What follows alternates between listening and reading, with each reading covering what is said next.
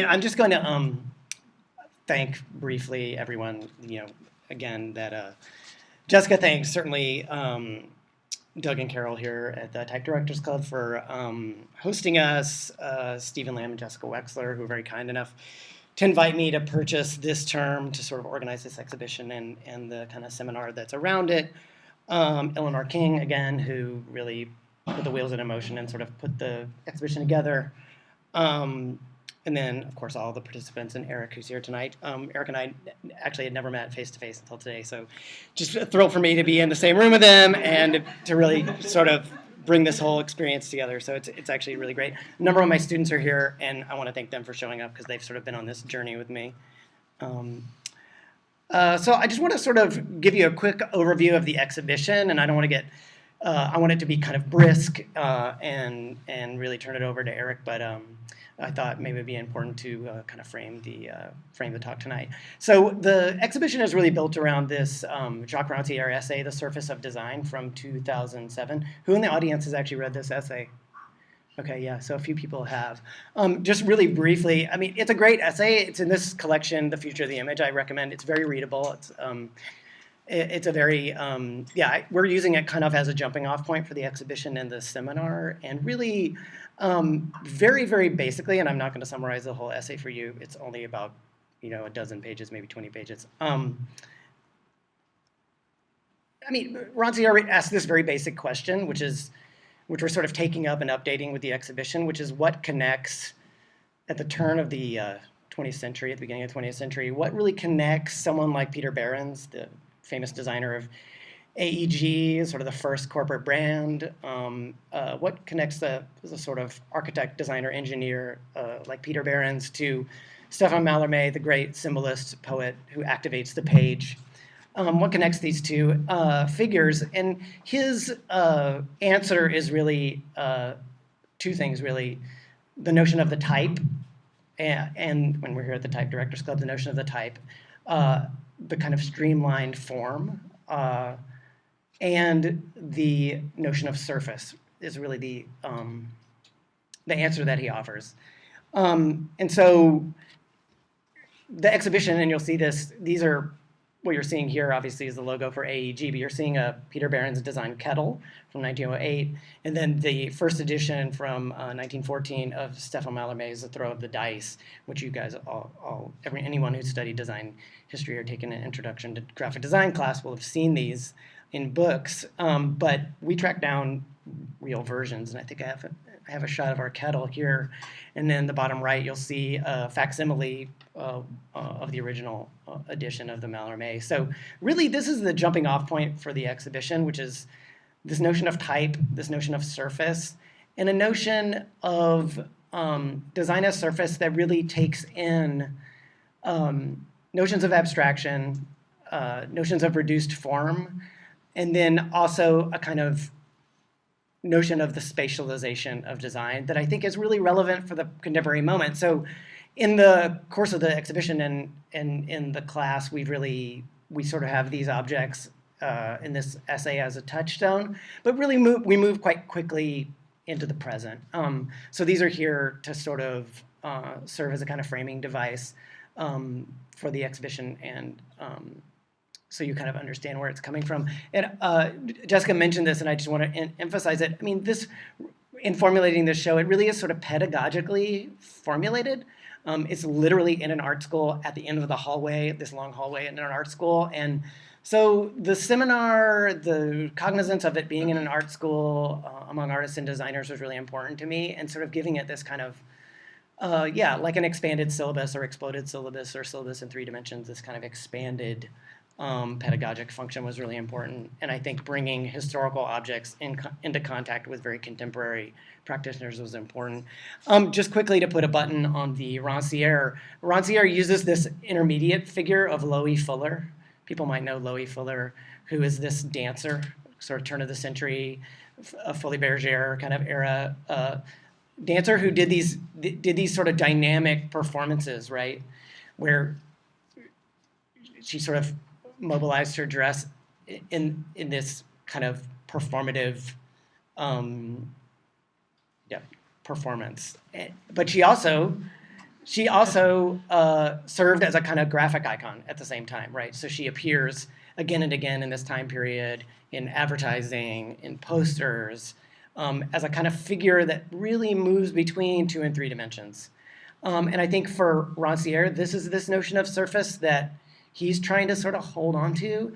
And I think in the broader context, and those who've read the essay, I think, or know Rancière's work will know this, it's really a way of kind of providing an end run around a kind of modernism, postmodernism divide in a way. So to understand surface as a kind of common, egalitarian, non-hierarchical way of understanding how graphic form gets mobilized at this moment where technology, industrialization are happening. And I think that's the core of what we're trying to tease out, the implications of that argument for the present. And that's really what the exhibition's about. So this is a quick snapshot of the exhibition. This is maybe a third of the space, 2/3 of the space. You're really sort of looking directly into the space, and then there's another sort of third of the room to your left, which I'll show you in a second. But what I'm going to do for the rest of this brief introduction is sort of just walk you through the objects in the exhibition and how the kind of prompts that they serve in terms of this larger notion of surface that we're really exploring in a kind of more probative or speculative way in the class and in the short projects that the students are working on. So I'll walk you kind of through the space and through these objects. I want to start here just because this is what Erik's going to talk about, and this is a nice view actually across Erik's book covers back towards the entrance of the exhibition. So this is sort of the other side of the space, and I'm going to sort of let Erik talk about this material, but I just wanted to put these here because I think I'll sort of end here actually and sort of hand it over to him. But you'll see on the right of the installation view this wallpaper. You'll see our kettle and the 2 vitrines that have the kettle and the Mallarmé reprint are right there, dead center. And so I am really interested in the way that these historical and contemporary objects are brought into proximity. And on that right-hand side, you'll see this wallpaper, and I'm going to talk about that first. So that wallpaper is from Hammer Prints Limited, which was basically a decorative textile company started by Nigel Henderson and Eduardo Palozzi, the famous Arte Povera artist Eduardo Palozzi and the famous documentary photographer Nigel Henderson. You see Eduardo and his wife Frida there at the bottom as well. And they started this as it's sort of the other side of the brutalist equation in the sense that Peter and Alison Smithson are making brutalist architecture, and Henderson and Palozzi are making brutalist decor, basically. And this is located in post-war Britain. They're really taking the materials of kind of bombed out post-war Britain and really working in this kind of brutalist idiom, but as a decorative motif. And what is really inspiring, I've encountered this material through this exhibition that the London-based design firm A Practice for Everyday Life did at First Sight Colchester, curated by Michelle Cotton in 2012, and I really fell in love with this material. This show did not travel, though there is an amazing catalog that I encourage everyone to track down.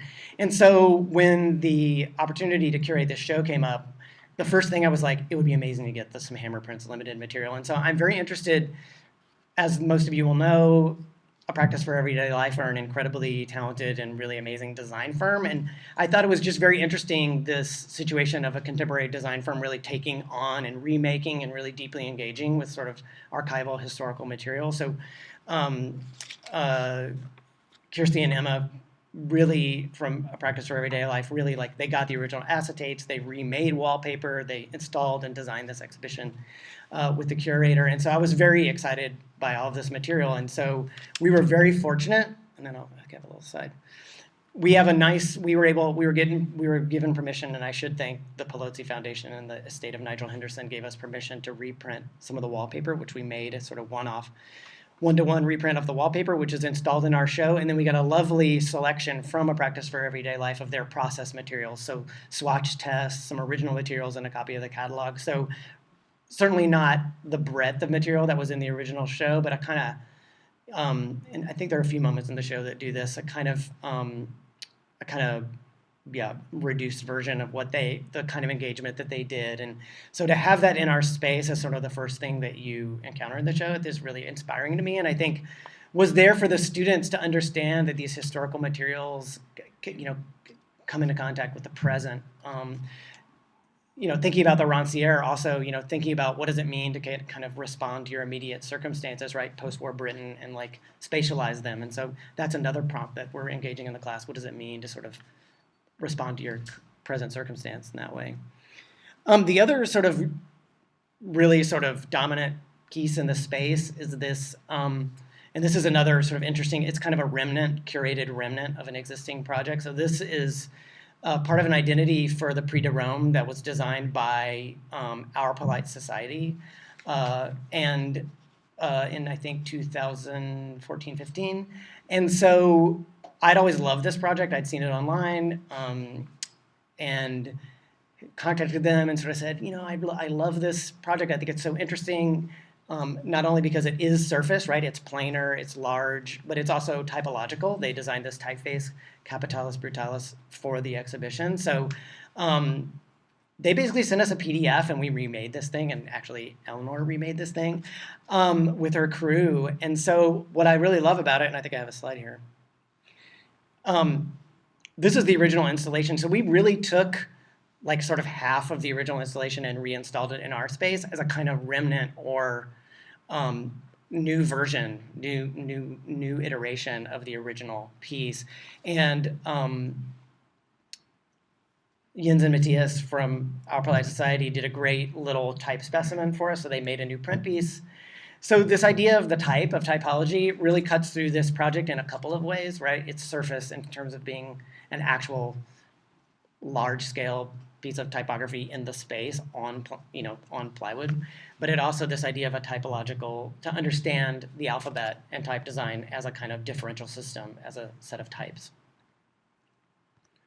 So you'll see here it has there's a very long wall in the gallery, and so it has this nice presence as a kind of large-scale typographic element in the show. And then I'll talk a little bit, I'm going to sort of walk you through the exhibition and sort of talk a little bit about each of the different pieces. So this is a wonderful piece. This is sort of down the wall, and this is a time-lapse iPhone movie of these two sculptures by Antoine Catala, who's a New York-based artist. You might have seen his work, and I'll show in the slide, in the last New Museum Triennial. And Antoine just came to Purchase for an artist talk, which was incredible. And he is really a fine artist, capital A fine artist, 47 Canal, gallery artist. And so, but he really engages with the sort of mechanisms of design communications in a really interesting way. So these are, I actually have my checklist. I want to get the titles right. So these two pieces are called Logo to Our Togetherness, 2016, and Logo to Personal Incorporation, 2016. And so to think of these as logos, and they're very slow moving, actually. They're pneumatic, sort of fleshly, breathing logos, right? And so they operate, they gesture to the human body, but they also gesture to this sort of new dispensation of like what it means to sort of self-branding, right? This really provocative engagement with what notions of surface pliability and the logo type mean in like our contemporary moment. And so he's engaged with these in a number of ways in his work, and it's really nice to have these pieces. They're just really delicious, like beautifully finished pieces in the show. They're just quite well made, but they really relate to his larger artistic practice. And I just took a quick snapshot of some of his other work here, so which he talked about in the in his artist talk, and so he worked on this logo project with Droga 5, who are a big branding agency for the Triennial. Some of you may have seen the aquarium piece, or these emoji robots that were at the Sculpture Center. So he's really engaging with these ideas of like, what does it mean? How's language changing in our contemporary moment of online communication? But also, how does that affect our ways of empathy and the ways of relating to one another? So this logo is a kind of double empathy logo, right? He's engaged with this notion of sort of distance and empathy that obtains in our contemporary moment. And so I think to take these notions that are sort of nascent in someone like Peter Behrens' engagement with like a newly sort of mechanized, industrialized society and really updating them. What does it mean now with this like new technological dispensation of communication that we live in? So, and I think Antoine is dealing with these things in a way that's both formal and very humorous, and I think that's just very rich for the students and for us to engage with, like what are the terms for those kinds of engagement now. I know this is a favorite of Jessica's. I'd always loved these Maureen Morin posters. She's made a series of these actually over the years for the Holland Festival. Maureen Morin is a Amsterdam-based designer, and what I love about them is they're posters, but then they have this haptic like 2D, 3D thing. So if you think of like Antoine's inflatable breathing logos, right? These are really functioning in this kind of interesting analog, digital, 2D, 3D way, but in the realm of print design. I mean, very much print design. And so I'd always loved them and always really thought they were incredible. And so she was very kind enough to sort of, I mean, if someone asked you to find a file from 2010, I'm sure you would laugh at them. So she found the files and let us sort of do a kind of one-off reprint of these pieces. And we installed them on this kiosk because some of you will know this. They were originally installed on the street in Amsterdam, so you would encounter them sort of at human scale, and you'd be able to walk around them. So this notion of the public in publication is something I've sort of engaged with again and again in my thinking, my writing, and my pedagogy. And so it was very important for me that we have something that functioned in that way in the show. And so my original idea was to get one of these things from Amsterdam and have it be real, but you know that was proved really difficult. So we kind of have it in this quasi-public sort of display mode here, and you'll see a lot of shots of this kiosk. So they kind of anchor the sort of center. There's sort of a pinwheel effect in the show, and they're kind of in the center of the space.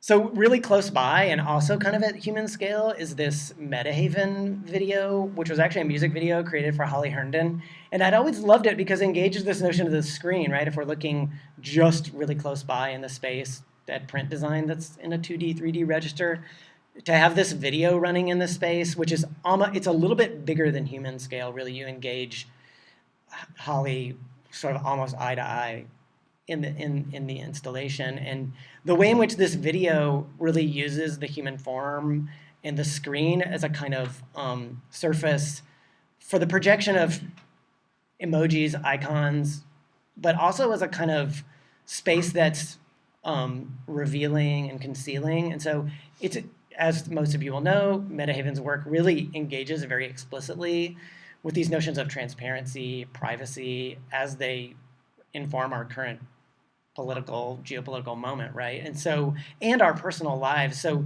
you know, this is a music video, its genre is music video, but I think like the issues it's engaging with the screen as a surface, with the kind of mediation of technology and the self was an important kind of through line that I wanted to kind of emphasize in the show. And I think it was just very exciting to be able to like get permission from Beggar's Banquet to show this video, but then also have it function almost more sculpturally, and so that I think was the most important part of this of having this piece in the show.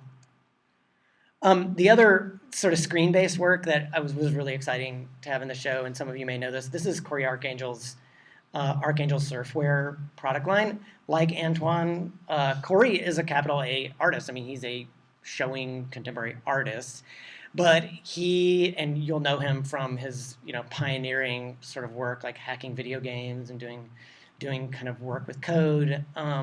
Those are the things he's really known for. But in the last, I think these are probably 2015, the last couple of years, he's really started this product line called Archangel Surfwear. But of course, it's not surfwear, it's surfing the internet. So thinking about, so there's that element of humor again, but thinking about Peter Behrens, right, designing AEG's identity, the line, the product line, the assembly line. What does it mean to sort of create a product line now, especially in this way it's sort of leisure wear. I don't have a good shot. There's like sort of leisure wear for surfing the internet.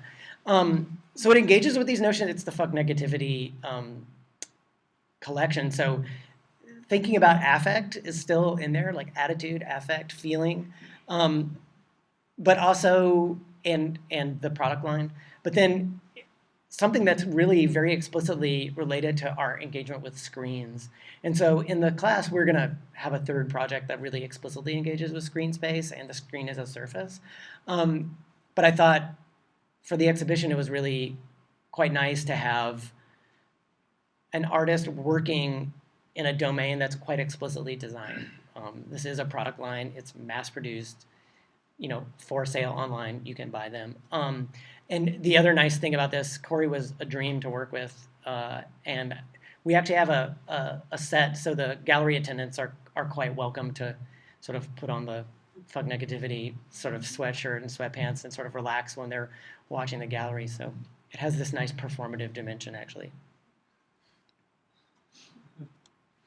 So it was just sheer coincidence that Carl Martins' show at P Gallery was up at the same time as our show. But I had always, Carl was a professor of mine, and I think he's sort of emerged in the last couple of decades as sort of the kind of very important figure within design for a lot of people. But what I love about Carl's work is, I wanted the printed page and ink on paper to be part of this show very much. And as most of you will know, Carl has this sort of free practice where he uses kind of mechano pieces, and it really is a typological, kind of way of working. It really is typological. It's not typographic per se, but it's typological. It's using these same forms over and over again.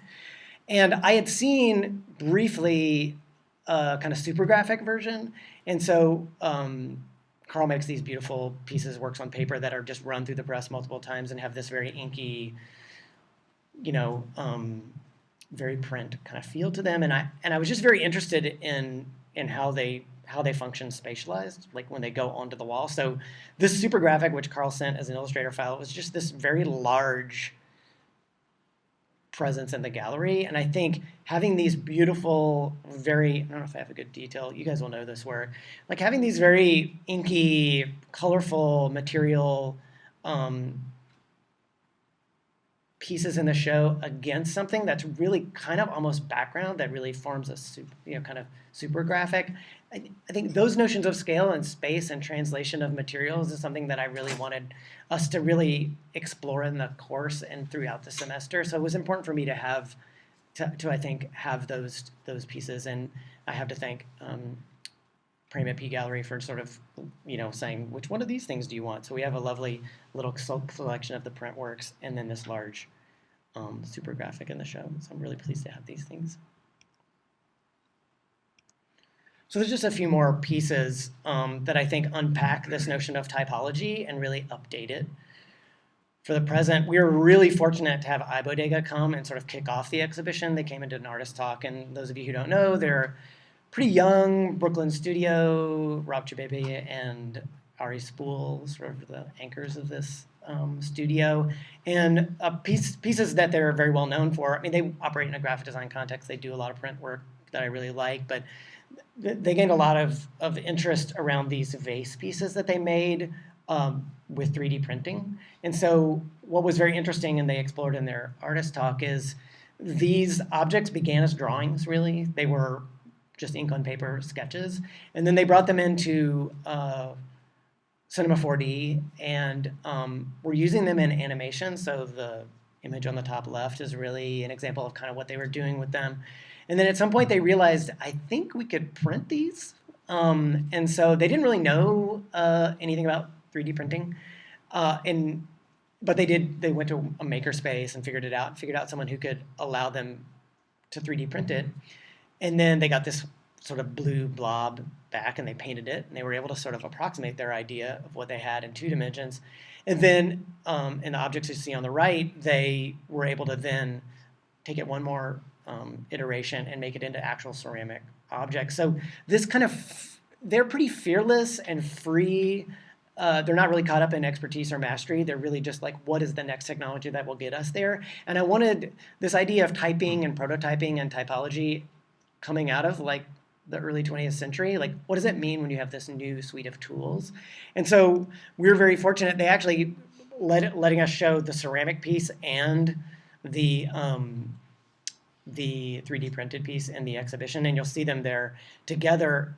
The one that's sort of closest to the camera is the 3D printed piece. And it's hard to see in the image, but it is really very sketchy. Like, it is painted, and it's a very rough approximation. And so and then of course it gains refinement as it's rendered in ceramic. And so I think for the class and for the larger concerns we're taking up with the exhibition, it was just very nice to have. It's a quiet moment in the show, but I think they're really, and the reason they're kind of foregrounded on the posters, I think they're really an important prompt to begin to think about what it means to sort of engage with these ideas today with these new sets of tools.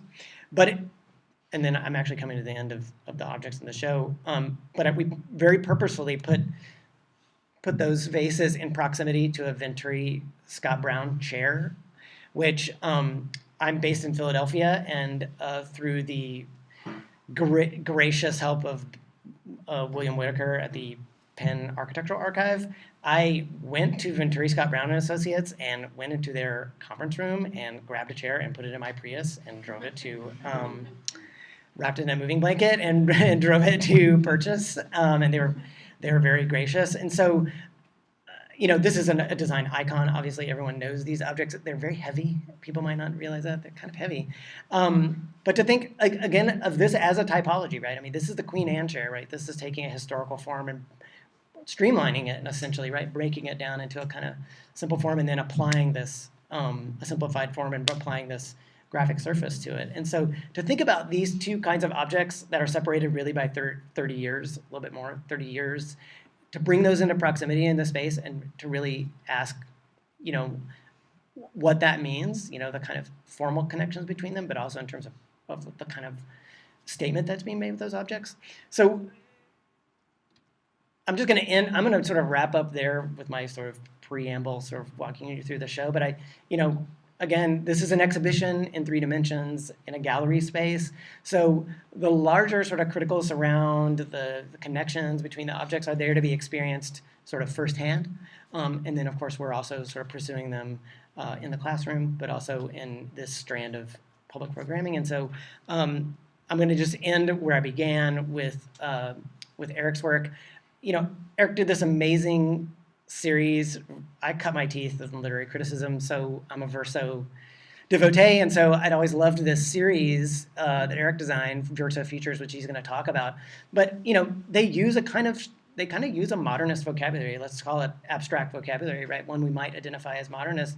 But what does it mean to think abstractly today? That's really the question I wanted to ask. And the other thing you can't see in these images, which you really need to buy all of these books, is because they have this beautiful spot varnish on them. So they're incredible material objects as well.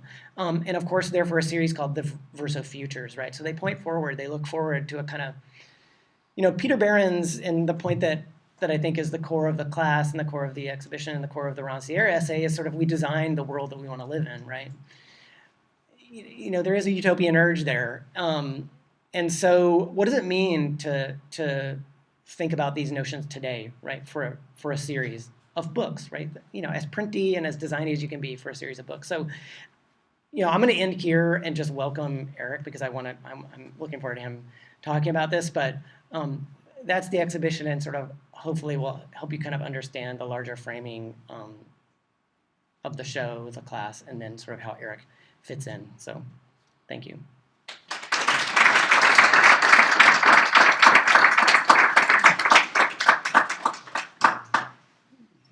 To work? I don't know. It was working. Now it's not really working. See if it works. It was. No, it's not.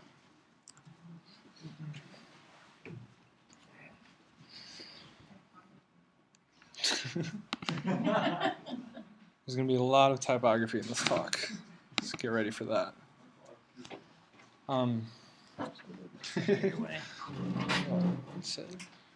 Check, check. Oh, yeah. It's extremely dark in this room. Yeah. So I'm going to pray the audio works on this thing. That's good. So I'll start by saying thank you. Thanks to the Type Directors Club. Thanks to Doug and Carol. And thanks to everyone at Purchase, especially thanks to Mark for including me in this exhibit. It's a huge honor being included with people I read about in history books and people I look up to today. So, so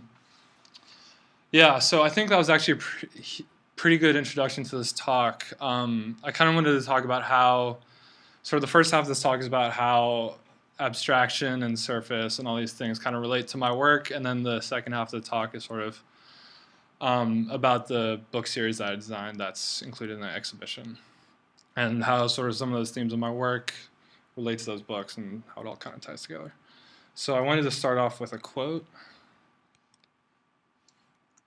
Audio is not working.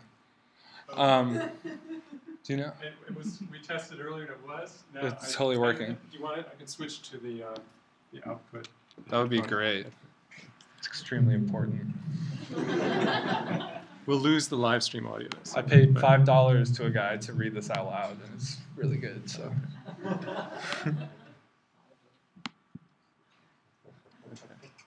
Should work now. Let's see. Modernism is about space. Postmodernism is about communication. You should do what turns you on. So this is a quote by Robert Venturi, who was mentioned. He's a guy that Mark Owens stole a chair from. Yeah. But Sorry, Eric. Do you have more audio? Should I switch it back to audio? I do have more audio. Okay. There's kind of We'll audio. just leave it then. Yeah. There's like audio. There's just some audio. So to go back to this quote, I think kind of when Venturi was working and when he was writing, he wrote these really amazing books about design. It was kind of like there was modernism, and that was like a cleansing of ornamentation, and then there was postmodernism, which was like all about personal expression and kind of rejecting modernism. And now I feel like we're kind of past all that, and I think my practice especially is something that kind of hits on both modernism and postmodernism as kind of described in this quote by Robert Venturi. So when we talk about abstraction, I mean, one way to think about it is just to try to communicate something that with the lowest amount of details that you can. So like when you look at a shape like this, you don't really see anything. It's just a circle. It could be an egg, it could be a sun, it could be kind of whatever you want it to be. But then when you start to add details, it starts to actually communicate something, and then you can even kind of play with the surface to make it something more. This is an abstract video I made while working at MTV.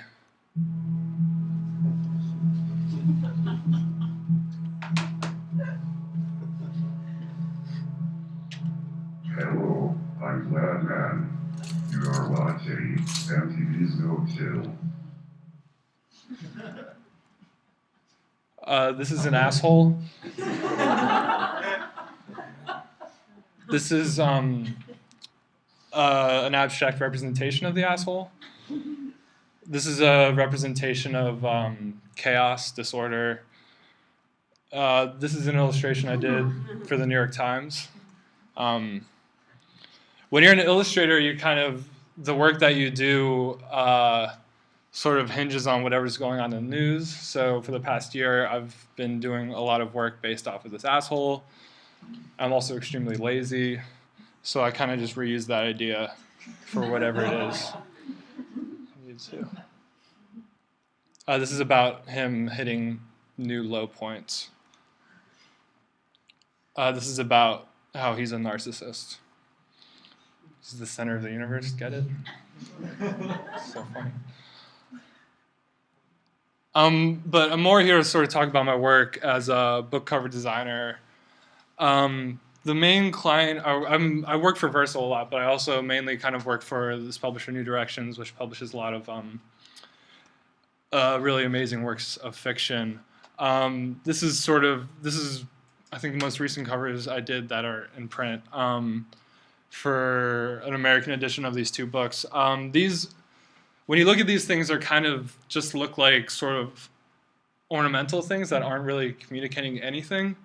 But when I was designing these, I kind of actually wanted to communicate what the books, or more the titles, because the books were extremely hard to figure out, more just what the titles were trying to communicate. So if you kind of see here, like this is like a solitary line.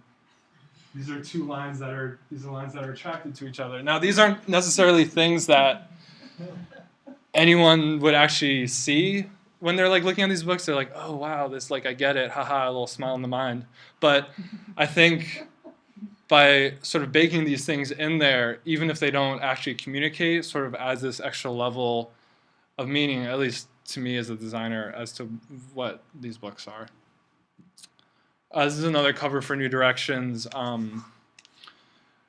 I think it's a book of poetry about guts. I think sometimes abstracting things and not actually showing them can be more powerful than actually just showing guts. This is a book I did for my friend.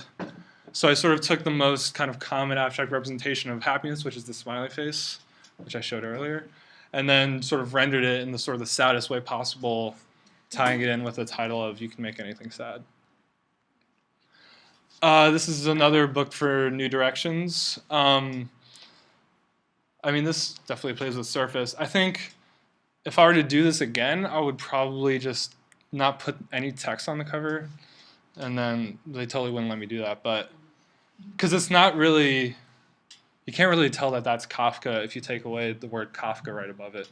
But that is in fact Kafka. So you take it off, it's Kafka. That's the back cover. This is an Oreo cookie. This is an abstract representation of an Oreo cookie. This is my cover for the book Oreo. This book doesn't have anything to do with cookies, but it's really good. Everyone should read it. It's about race. So yeah, so I'm kind of mainly here to talk about this book cover series. But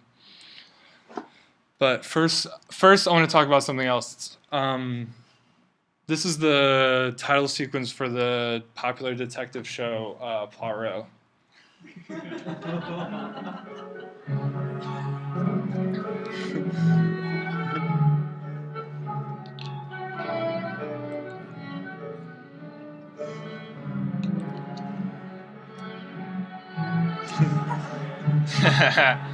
It's so good.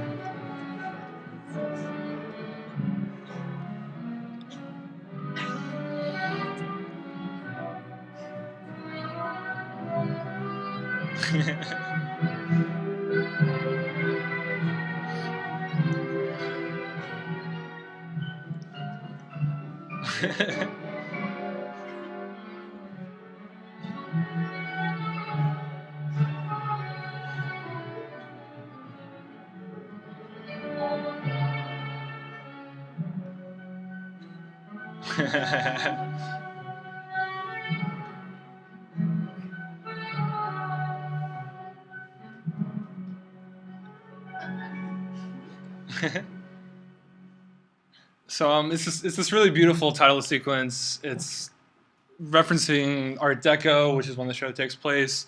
It's kind of done by hand, all this stuff. The typography is obviously amazing. But I kind of wanted to talk about this thing that happens at the beginning. Now, if you look at this thing, it's not really much of anything. It's like there's like some weird smoke hill things. There's like this pendulum. There's a moon. And then the profile comes up. And of course, this is the profile of Hercule Poirot. You can see here, this is actually his mustache. So they did a very clever thing by utilizing the shape here. But there's, in fact, another hidden thing in here, which I don't even know if the designer intended this, but my girlfriend found it and pointed it out to me, and I can't. I see it every single time, and that is actually the face of Poirot himself. Because if you see here, it looks like his eye. This looks like the mustache. Now, every time I see this, I like sort of, I don't know, I just think about it every single time, and I think it definitely relates to the Verso covers I did, which I'll get to later. But I just wanted to show that to you guys. So this is a book cover series I did for Verso. Andy Pressman, the art director who I'd done 1 or 2 covers with, reached out to me and said, "You want to do the series?" I was like, "Yes, that sounds amazing." Of course, I got like 3 weeks to do it, so I didn't read any of these books because that would have been insane. I read like 10 pages of each. I don't really know what's happening in any of these books. I know Heroes is about mass murder. I read most of that. It's very good. But I mean, when you're doing book covers, you're not really given a good you're not really given an honest deadline. I very rarely have time to read all the books before I design the covers. Like if I were just to read the books, I wouldn't get any designing done. So this was one of the cases where I really didn't have much time to read it. So when you don't really have much time to read it, kind of abstract is kind of a great way to go, because you can be like, oh, this book's about murder, let's put a gun on it, like whatever. And I think for fiction it's more important to read the books, but I think nonfiction maybe a little less so. So Andy was like, do you want to do these books? I was like, yes, of course, let's do it. So I sent him 3 different directions.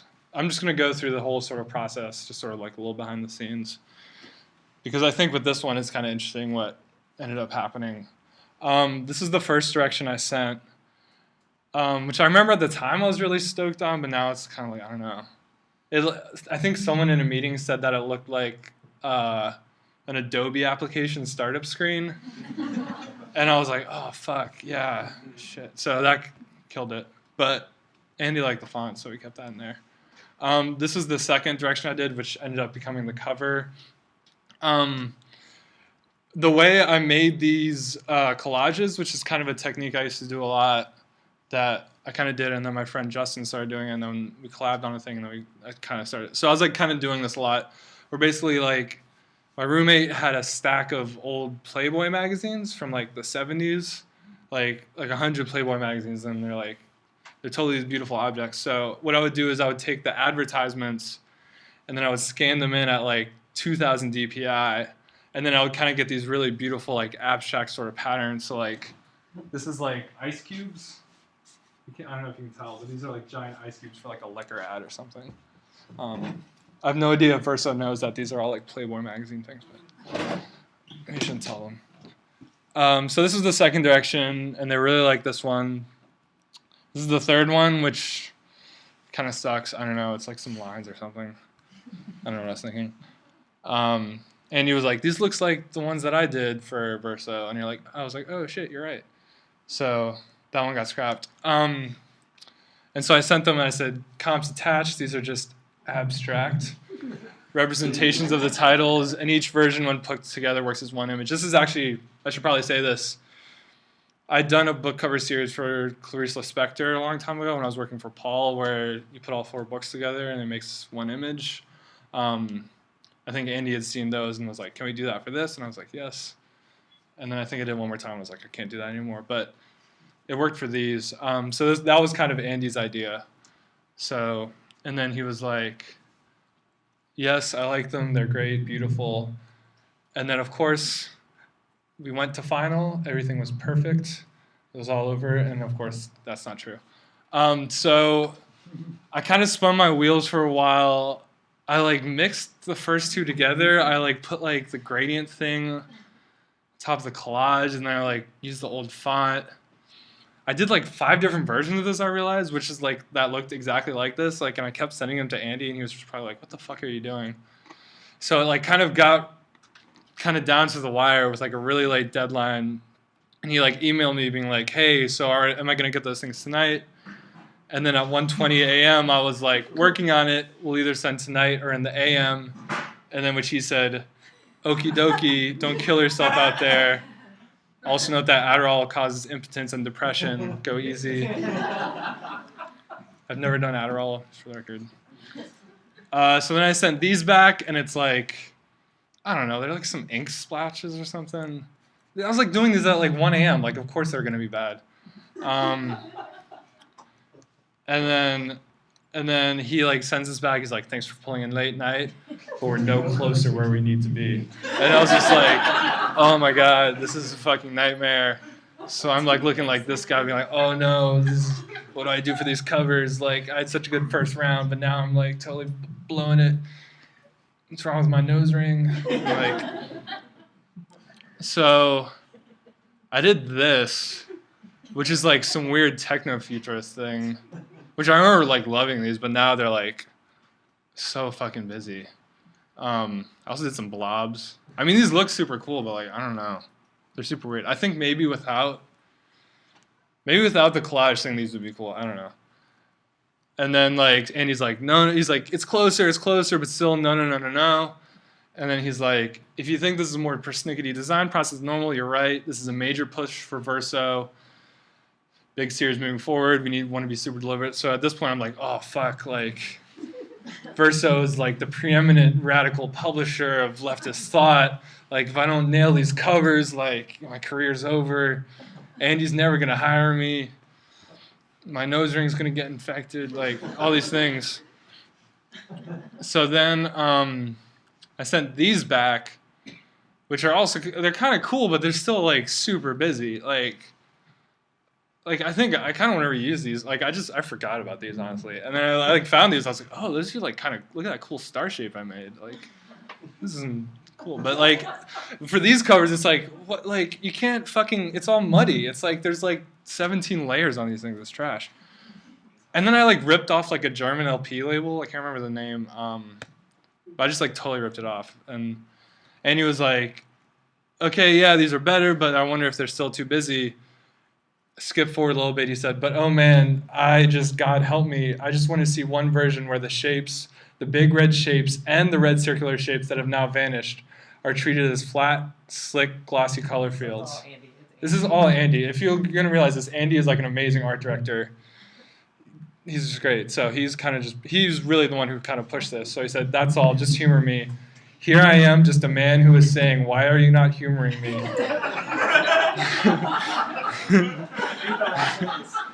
I think the relationship between flat, glossy, created form and textured, matte, scanned field would be fucking amazing. So of course, I'm like this young designer, I'm like, I'm always right. And of course, like I think he suggested this earlier, but I was like, no, fuck you, Andy, I'm right. I'm going to put some dots on it or something, I don't know. So of course, Andy, because he's a genius art director, he's a good friend of mine, he's like, the stuff he's done with Verso is totally amazing, you should all check it out. So I like was like, okay, Andy, I'll listen to you. Revised comps attached, super simple shapes, which I think actually work, which is like such an asshole thing to say. Color is really obvious, which is a good series indicator, and this one was definitely pop with a spot varnish. And then this sentence at the end is very important because this is the Poirot effect. I just coined that. This is going to be called the Poirot effect. Hopefully the shapes allude to the subject matter. Is that circle a sunrise on future, a gunshot on heroes, a censorship bar on insecurity? Of course, this is all total bullshit, but I think kind of like seeing these objects and seeing these things in these abstract forms can actually, I think, really add to the design, even if it's a little bullshitty if you're just trying to sell it. So I sent him this, and he was like, yeah, good, just make that thing green, and it ended up being this. So, I mean, like Mark said, this was a huge push from Andy. I can't remember whose idea was to do the spot varnish, but I think probably Andy's. I think it kind of worked on these because you get this like kind of coarse cover that kind of like contrasts these sort of shiny forms. So I sent these off to the printer. I'm like, yay, this is great. I did a series all by myself. It's so cool. And then, so I had to do a custom accent on this because the leading was super tight. It's still not fucking great. It's like still kind of close to the C. But anyways, I drew a custom accent. And so I get it back from the printer and it's like falling off the E.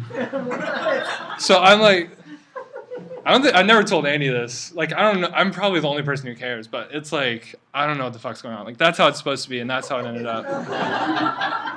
That's TBC right there. Yeah, this is the real dirt here. You're not going to get this on Twitter.com. I don't know what happened. Every time I look at these books, this is all I see, basically. It's a total disaster. Like, one of the greens is a little off, too. I don't know what happened. But,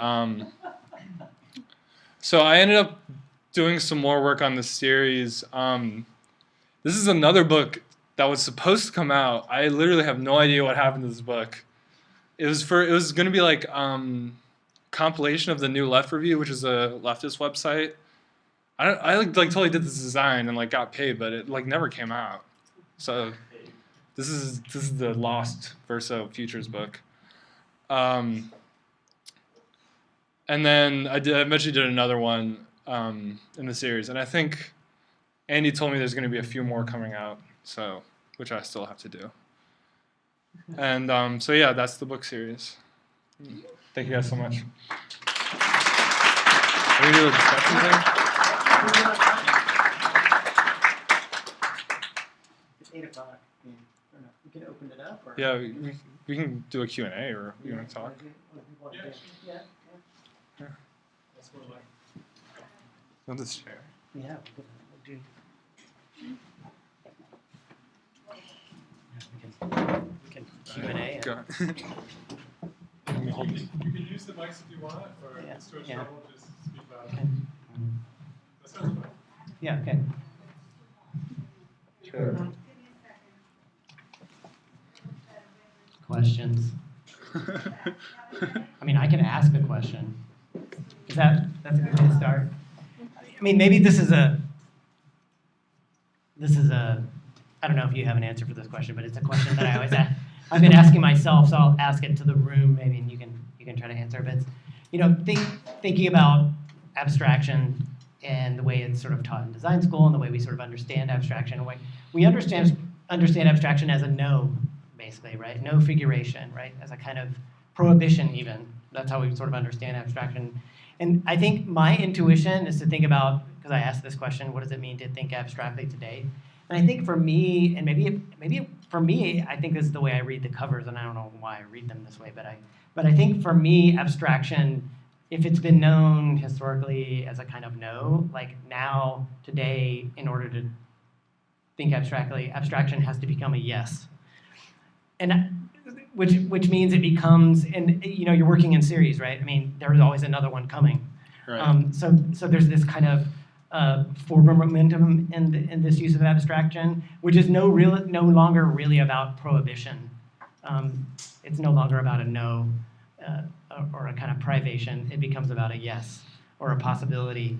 And I think that's the way I read I think one of the reasons I really like these covers is because they, they're potentially an infinite series. You don't really know what that image is. Is it ever going to resolve into something that's knowable? No. And so I don't know. Maybe to think. Maybe to just revisit that question. Like for you, what does it mean to think abstractly? Right. I mean, I think like you were talking about abstraction as a no. It's like the modernists in the Bauhaus, where it's like they're clearly working against ornamentation. Yeah. And modern art kind of also did the same thing. And then now I feel like it's less of like a yes or no thing. It's just like, it's kind of just a tool or like a move you can do, I mean, I know like some studios have like a deep design philosophy, like maybe like Experimental Jet Set, like that's their thing, they're like using one typeface for that reason. But I think for me, it's just like, I just kind of tackle each problem in a different way, and I think for this one it kind of worked. So I just feel like for me, abstraction is just kind of one of the moves that I can make, and less of like a reaction against or towards something. Yeah. I think maybe this is a question that Andy would be better posed to answer in a way, because I hung out with Andy at the beginning of the summer and was talking about this sort of the germinal part of this show, and was talking about these book covers, and was such a big fan. And in this situation, there are really two levels of abstraction, right? There's the images being abstracted, right. the kind of coarse dot screen, right, bringing you into kind of materiality of print reproduction. That's part of what's being explored in these things. But then overlaying it with this other layer, which is a kind of flat graphic language, which we understand as purely abstract. But I think like those two levels of abstraction working together, particularly in this context, which is this Verso Futures, right? So it has a speculative sort of impulse behind it. I think something about those working at the level of the image and at the level of the sort of material surface is what really, I don't know, I think that's what really makes these work as a whole series and as a body of work, as a sort of ongoing body of work.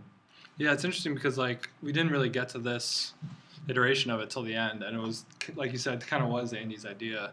So I've never really thought about it that way, but I think it is kind of totally true. Like these two forms, like one is like kind of super detailed, weird, you don't know what it is, but the other is just like flat and weird, and you don't know what it is. So it's like, it's kind of like they're both, I never really thought about this, like they're both kind of totally abstract.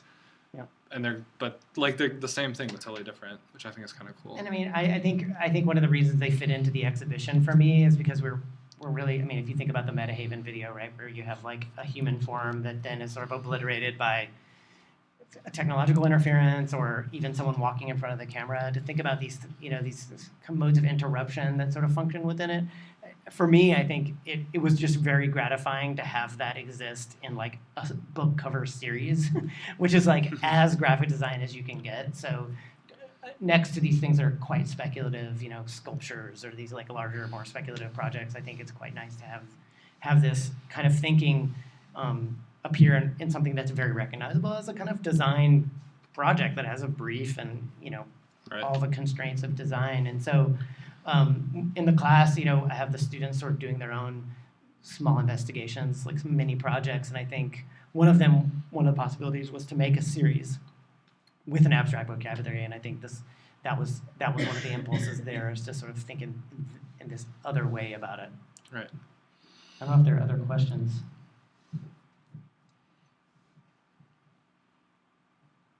Yeah, in seeing most of the pieces in the exhibition, it seems like there's a tendency or a way of framing the pieces where it's almost like excerpts of a larger identity system, like for example the Prix de Rome, where you're only seeing a glimpse of it, and in Erik's book series, it's almost like a larger image than you're seeing 5 little frames of it.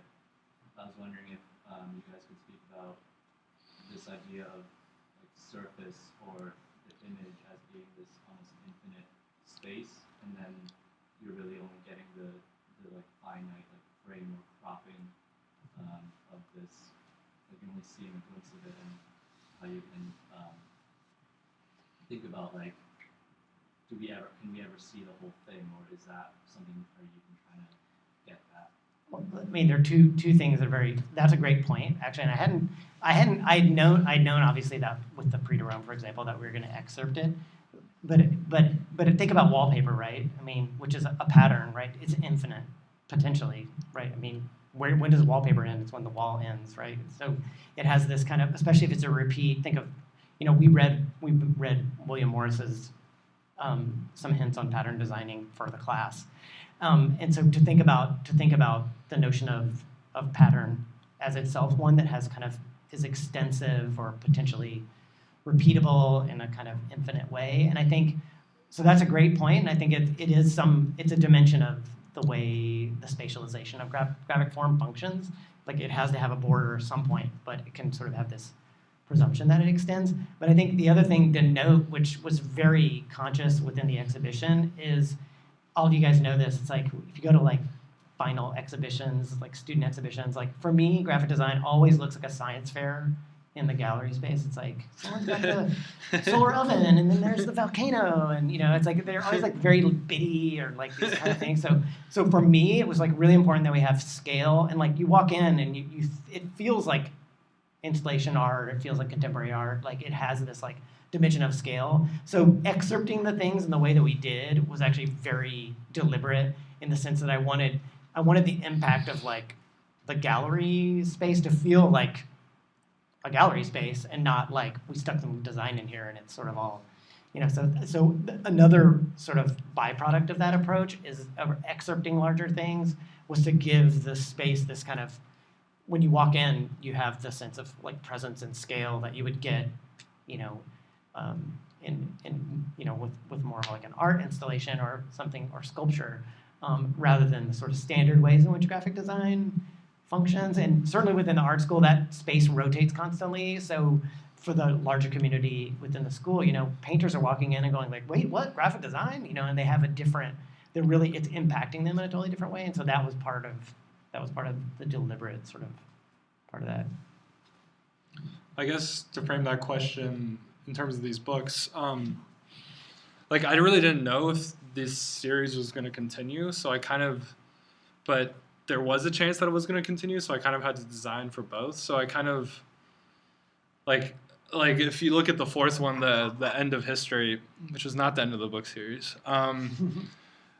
like I kind of like left it open-ended. Like I kind of continued that image in my Photoshop file just so I could sort of continue it. But I think the important, so like I wasn't really thinking about the infinite. I was just kind of thinking about this in a very like design problem-solving dumb context. But one thing I really did have to consider was that each, like these books are almost never laid out like this. Like this is Photoshop for anyone who couldn't In the tell. space, they're like that, yeah. In the space, they're like that. Like they look fucking amazing in this gallery space. But if you go to a bookstore, you might see like one of these, and then like the other one's like shoved in the back or something. So I kind of really had to think about each of these as a frame and like think about how each of these sort of existed on their own. And this was just kind of like an added thing that would add to the books. And I think publishers also really like this because they want people to buy the whole series.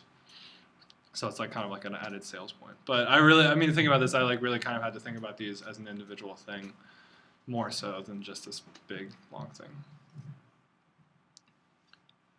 I'm obliged to ask a question about type. Sure. I just wondered if you might say a few words about what informs your typeface choices, and if that has anything to do with ideas about abstraction. Yeah. Well, I mean, whenever I pick a font, it's just like, kind of just like whatever font I like at the time. Like, I mean, really, it's like, I've got like a folder of like, these are my favorite sans serifs right now. These are my favorite serifs. And it's like, I was on some like anti-Helvetica kick at the time, so I was like, I'm not going to use Helvetica. This is a typeface that looks exactly like Helvetica. It's Founders Grotesque.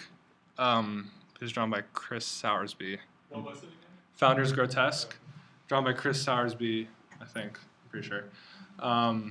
It's a really fantastic typeface, and I think one of the reasons why it works and why I picked it is that it's a very geometric typeface. Like the O's are, like if you look at Helvetica, the O's are kind of squished. Like the O's and the C's are kind of pretty rounded, and I think they kind of speak to sort of the more abstract forms on the covers. So I think they kind of just sort of paired well with the shapes. It's like, it's not as geometric as say like a Futura, but it still kind of has sort of this geometric element to it. Like, and I think it has also these really small, like if you look at the C, it's like really closed off. Types, I don't even know what that term is, but yeah, it's kind of got, so it's like the C is basically a circle, which I think is really cool and what kind of differentiates this typeface from other typefaces.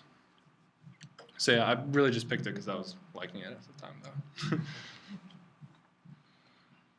I have a question about context, and it seems like a lot of the works in the show are sort of devoid of context, and maybe the result of putting them in an exhibition space, but they also all are like sort of highly Tumblr images of graphic design or other works. I guess I wonder if like was that sort of your thinking in the idea of like what the surface of design is this idea of like just the image of design maybe lacking a real context. I mean, I think that was the impulse to bring them into three-dimensional space on some level, which was to make them something you could experience in 3 dimensions. Because certainly, you know, I'd seen some of these things in real life, obviously like a Venturi chair, for example. But also historical objects you see in a book, right? I mean, it's another version of a kind of two-dimensionalization. Like you might read about Peter Behrens, but like you're not going to look. It's not that easy. I mean, they're around, but it's not that easy to find like a kettle, right? I mean, those are things that you get in a mediated form. So I think it was very important for me to, on the one hand, bring them into three-dimensional space so you could experience them physically. So that was one important thing. The other thing, in terms of context, which is something we've really pushed in the class, which is like, and you know, I've given like mini lectures on like what's going on and you know, what's happening in like post-war Britain. Like, what do you guys know about post-war Britain? Like, let's talk about like what does it mean when like your neighborhood is like bombed out and you're like using the sort of like scraps and rubble to like offer, you know, what does that mean to make wallpaper out of that? Like, how do you kind of almost like provide a physical imprint of your contemporary moment. And certainly someone like Peter Behrens in like a newly industrialized, those of you who like are deep into the Werkbund will know this, really at that time, sort of what it means to like have a commodity culture is really up for grabs, and what it means and what the society that those industrialized objects are going to create really means. And so for me, the pressure of the class in terms of context has been like we're at a crossroads in terms of technology, the self, the mediation of affect. We're talking about things like print, like print all over me. What does it mean when you can like have a bespoke like set of pajamas with your pattern that you made like tomorrow? Like what does it mean? What does it mean for these questions to be sort of like fast forwarded to our contemporary moment? And what has been really amazing with the students is the Rancière project is really one that's trying to kind of poke some holes in the kind of Anglo-European design history and the periodicity of modernism and postmodernism. That's certainly his project. But the students have been really great because it's like, what do you do when you like take the idea of a pattern, but you like inject political content, for example? And so the students have been really very responsive in that regard, I think, in terms of context, like taking the prompts of like whatever the historical object is, right? Like a Venturi chair, which is responding to like a very particular historical moment. And then sort of asking the question of what's urgent for them and what that would mean. So this, which I mentioned very briefly, this idea of like designing the world you want to live in, which is this very basic idea that's sort of at the core of the essay, which just is another way of saying like take responsibility for what you're designing. I think that core is really where context is sort of like circulated back through not only the class, but the way we like, we can almost start every class in the gallery and sort of like reapproach these objects again, asking those questions of context. So I think it cuts in both of those ways in the sense that the objects themselves have a certain level of mediation. Like you may not have seen the Antoine Catala, certainly not next to something else, but that they exist, that they have existed as images, and then now you experience them in three-dimensionality, and then of course the added layer of like, what does this mean to try to make a kind of prompt.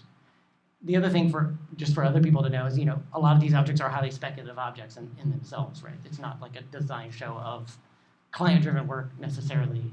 So it's in the context of an art school, and I think that speculative dimension, like, is definitely part of it. Like, but I've always said this. The students will hate me for reiterating this, but I just told them that the projects are not really answering a brief. They're more like asking a question, and that's what I've kind of pushed throughout the whole run of this short show is for them to think that way about like what they're making.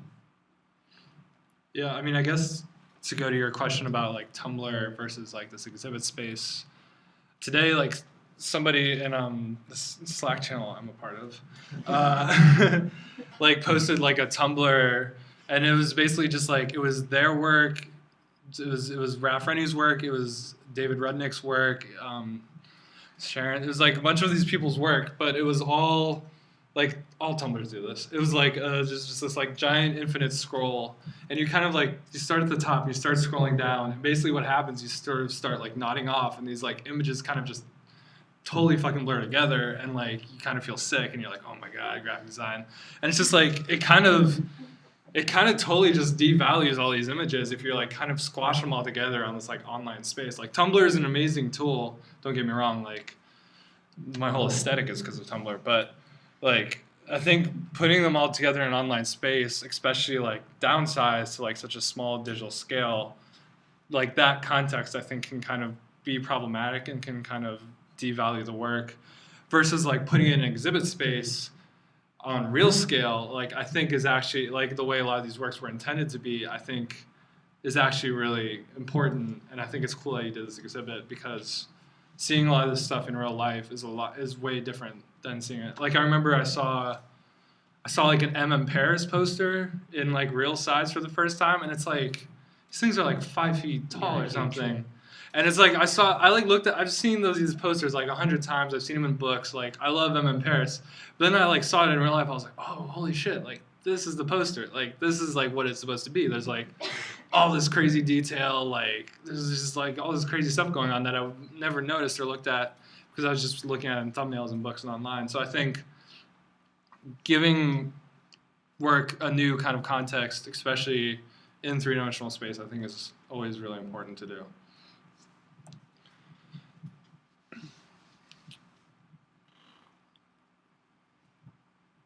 We good? We're done. One Perot. Everyone go home. Perot's on Netflix. Yeah. Check it out. Well, I just want to thank everybody for coming out and joining us. And thanks again for the Type Directors Club for hosting this.